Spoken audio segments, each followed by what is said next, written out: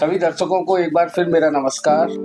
आज मैं आपकी मुलाकात एक मथुरा के नामी ग्रामी एडवोकेट राजेंद्र मायूसी साहब से करा रहा हूँ, जिन्होंने कहीं ना कहीं इनिशियल पीरियड में मेरी बहुत मार्गदर्शन भी किया और बहुत सारे सुझाव इस चैनल के लिए, क्रिएटर सॉल्यूशन के लिए और IYS टीवी के लिए मुझे दिए।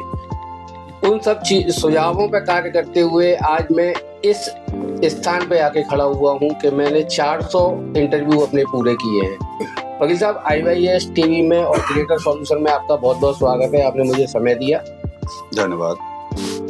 वकील साहब, 400 इंटरव्यू पूरे करने के उपलक्ष्य में और नववर्ष की शुभकामनाओं के साथ मेरे सभी दर्शकों को और आपके लिए भी मेरा एक नया मिशन, भारत मुस्कुराए कैसे, इसका एक शीर्षक दिया है मैंने, मुस्कुराता भारत।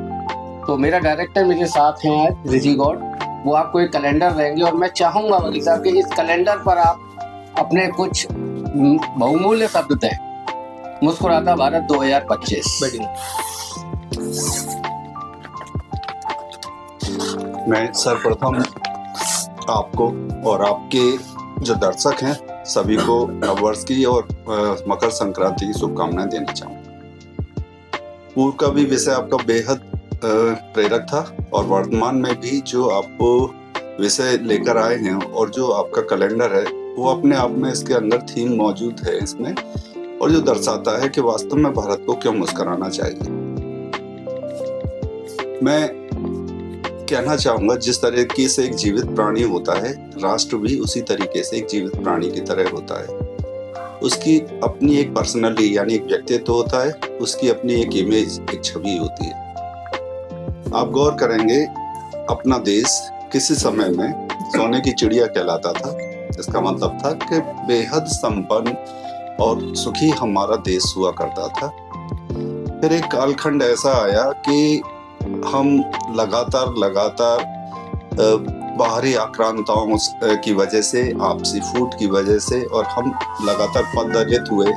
हमें गुलामी के लगभग 1000 वर्ष इस देश को गुलामी झेलनी पड़ी, और उसका प्रभाव ये हुआ कि कहीं ना कहीं हमारा वो शौर्य और विद्वतापूर्ण जो व्यक्तित्व था वो कहीं ना कहीं एक ऐसा परिवर्तित हुआ जैसे कोई हम दब्बू किस्म के लोग हो गए हैं, और हम अपने उस पुरानी जो हमारा अपना गौरवपूर्ण इतिहास था उससे कहीं परे हट गए।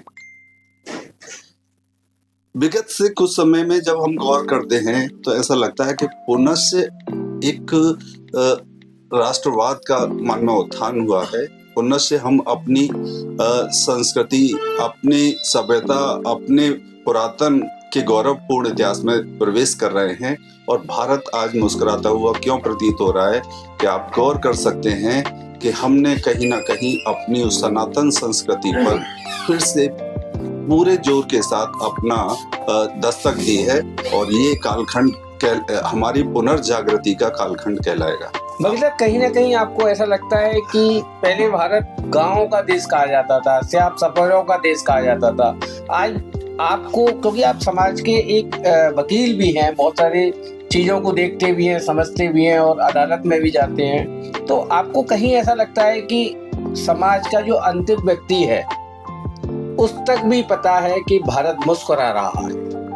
देखिए, आपको इस विषय से अंदाजा ला सकते हैं कि इमेज भी कैसे बनती है। आप गौर करें कि हमारी इमेज की स्थिति ये थी कि जरा सा राष्ट्र बगल में जो हमारे ही टुकड़े से बना, उसका प्रधानमंत्री हमारे प्रधानमंत्री को ये कह देता है कि साहब ये देहाती औरत की तरह शिकायत करते हैं। यानी हम इतने दब्बू काउंट हो रहे थे, गिने जा रहे थे, और एक तरीके से बनाना स्टेट के तौर पर समझा जा रहा था। भारत ने करवट बदली है, और उस करवट को बदलने के बाद जब आप देखते हैं कि भारत ने केवल अपने दृढ़ व्यक्तित्व का विकास नहीं किया, बल्कि उसने संपूर्ण विश्व में ऐसी इमेज, ऐसी छवि कायम की है कि भारत विश्व का सबसे युवाओं का राष्ट्र है। वो टेक्नोलॉजी में, यानी आप IT के प्रोफेशनल्स में देखें, शायद भारत से आज सारा विश्व हमारे टैलेंटेड बच्चों को अपने जगह दे रहा है, और वो वहां जाकर अपनी उस प्रतिभा का प्रदर्शन कर रहे हैं। आप गौर करें कि किसी समय में हम रक्षा संसाधनों में, रक्षा उत्पादों में कहीं भी नहीं खड़े होते थे। हम विदेशों से अस्त्र खरीद रहे थे, आज भारत निर्यात कर रहा है। वकील साहब, ऐसी क्या वजह लगती है आपको, ऐसा क्या कहते हैं, क्या सुंदर गमला लगता है? गमला मैं शब्द इसलिए यूज कर रहा हूँ कि उस गमले में तरह तरह के फूल खिलते हैं। तो हमारे समाज में, हमारे युवा वर्ग में देश के प्रति जो जागृति आई है, उस जागृति को आप क्या नाम देंगे? देखिए, मैं इसे कहना चाहूंगा कि कहीं ना कहीं ये सारी भावनाएं हमारे मन में हुआ तो करती थी, लेकिन परिवेश या माहौल ऐसा था जहां हम वो केवल दमित हो गई या दबी रह गई। अब उन भावनाओं को कहीं ना कहीं एक ऐसा नेतृत्व आया है जिसने उन्हें पूरा उकेरा है, उसे स्थान दिया है, और इसकी वजह से हम अपने कल्चर की तरफ, अपनी संस्कृति की तरफ वापस फिर से लौटे हैं। महिलाओं का वकील साहब क्या योगदान आप मुस्कुराते भारत में मानते हैं? देखिए, आज अगर हम गौर करें, महिलाओं को एक पूरा अवसर, पूरी अपॉर्चुनिटी हर क्षेत्र में दी गई है। इवन रक्षा के क्षेत्र तक में भी उनको एक अवसर दिया गया है। वो बीएसएफ में है, वो सेना में है, वो साइंटिस्ट के तौर पर काम कर रही हैं, वो चिकित्सा के क्षेत्र में है, वो शिक्षा के क्षेत्र में है, कोई ऐसा, और वो राजनीति के क्षेत्र में भी है। और अभी बिल पारित भी हुआ है, यद्यपि इम्प्लीमेंट बाद में होगा, लेकिन कहीं ना कहीं उनकी बराबर की सहभागिता हो गई है। और अब हमने इस भेद को धीरे धीरे खत्म करना शुरू किया है कि क्या लड़के या लड़की में कोई अंतर है, हम बिल्कुल उन्हें एक बराबर लेते हैं। तो ये एक भारत के मुस्कुराने की और भारत के एक प्रगति की ओर जाने की एक सीढ़ी स्पष्ट रूप से दिख रही है। और युवाओं के अंदर जिस तरीके का जोश है, युवाओं के अंदर जिस तरीके से आज अपने देश के प्रति एक उफान है मन में, तो वो निश्चित तौर पर भारत को एक मुस्कुराती हुई दिशा की तरफ आगे लेके जा रहा है। एक कालखंड वकील साहब ऐसा आया 2020 से लेकर 2022 तक, 23 तक, कोरोना काल, एक काला अध्याय जो हम देखेंगे। और उसके एवज में अगर मैं G20 देखूं, तो क्या लगता है कि उस काले अध्याय से और मुस्कुराता भारत आप कहाँ कंपैरिजन पाते हैं?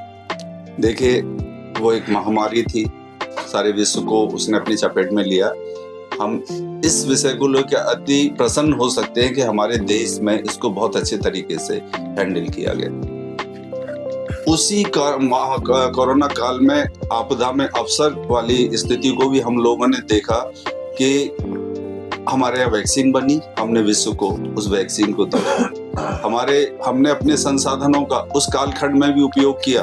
रेलवेज ने अपने सारे पुराने जो भी स्टेशन, पुल, जहां जहां उन्हें काम करना था, उन सारे कामों का अंजाम दिया। तो ये इंगित करता है कि आपका नेतृत्व क्या है और नेतृत्व देश के विकास के लिए क्या करना चाहता है। और अगर ये सारी चीजें जब किसी राष्ट्र के अंदर उत्पन्न होती हैं, तो वो निश्चित तौर पर न केवल वो आगे बढ़ेगा, उसका युवा भी मुस्कुराएगा, वो देश भी मुस्कुराएगा, वो सारी दुनिया में अपना परचम लहराएगा। और मैं आपको ये भी कहना चाहूंगा कि देखिए, आज हम 5वीं सबसे बड़ी अर्थव्यवस्था तक पहुंच गए। एक दौर था जबकि सोना गिरवी रखना पड़ गया, और आज हम विश्व की 5वीं अर्थव्यवस्था पर है। और अगला कुछ वर्षों के अंदर जो हमारा अपना अनुमान है, हम विश्व की 3री अर्थव्यवस्था तक जा सकते हैं। बगैर एक अंतिम क्वेश्चन मैं आपसे और पूछूंगा, राम सबके हैं, इसमें मुस्कुराहट कहाँ छुपी हुई है? देखिए, हमारे जीवन में शायद राम से ज्यादा भूमिका हर प्रकार से किसी अन्य देवता की नहीं रही है। हम किसी से मिलते हैं, राम राम करते हैं।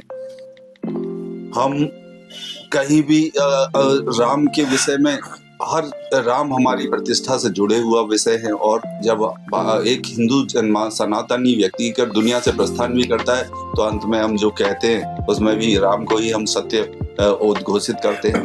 राम इस जनमानस के प्राण हैं, प्राणवायु हैं राम। जितने वर्ष राम ने 14 वर्ष शायद सतयुग में वनवास झेला था, लेकिन कलयुग में राम ने जितना बड़ा वनवास झेला है, वो हमारे आपकी आत्मा के ऊपर ऐसी पीड़ा है जिसे हम भूल नहीं सकते। राम को वर्षों वर्ष टेंट के नीचे एक चबूतरे पे बैठे रहना पड़ा खुले में, और अब इस कालखंड में आकर राम मंदिर बनाए।